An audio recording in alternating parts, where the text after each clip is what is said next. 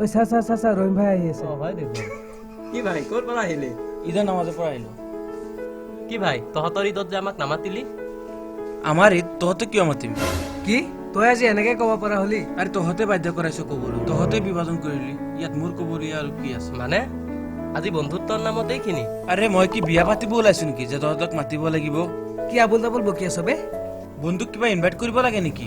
সৰি ভাই, বেয়া নাপাবি। ঈদ মুবাৰক। ঈদ মুবাৰক ঈদ মুবাৰক ভাই, ঈদ মুবাৰক।